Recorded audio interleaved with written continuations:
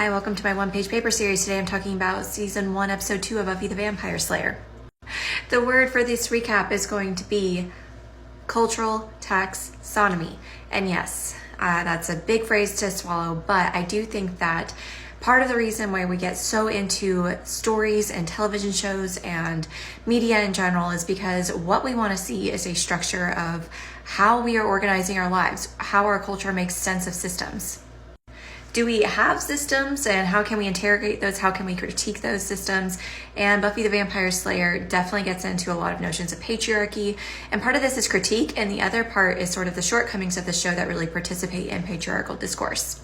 So in episode 2, we really begin to see the world building of this show because they do rely on a cultural taxonomy. Here's what I mean.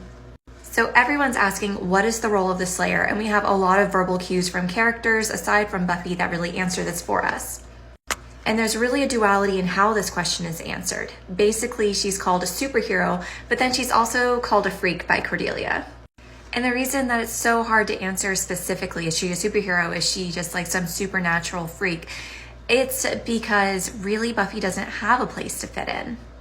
And here's why. This is the organization of the world that we know. This is something that dates back to like very ancient cultures, ancient Hebrews, Greeks. They used this sort of system in order to categorize their society and to make sense of it, beginning with gods, going down to humans, and then animals.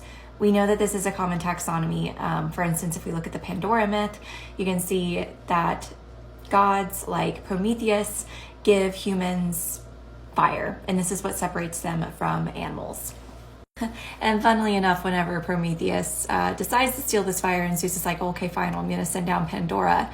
In a lot of ancient texts, she's described as making humans, or man, the people organizing the society, more dog-like. Yes, basically they call her a bitch, and they say she makes everyone bitchy. So yeah, with that example, I feel like I'm playing my hand pretty openly just to say that this is also a patriarchal system of organization as well. And the reason that Buffy, or just like powerful women in general, do not fit is because they like to sort of slip and slide into categorizations. So basically by this standard, whenever Buffy helps people, she's right here, right? But whenever she's inconvenient to her society or whatever, she's right here. So whenever she ruins Cordelia's night at the club, she definitely falls into this more wild, animalistic state of no one being able to understand why she's running around with a stake. But whenever she saves the world, people really look up to her. So yeah, in this paper, I basically am just trying to say that the contours of patriarchal discourse love to exclude powerful women and kind of exploit them. And we get that with Buffy. Thank you.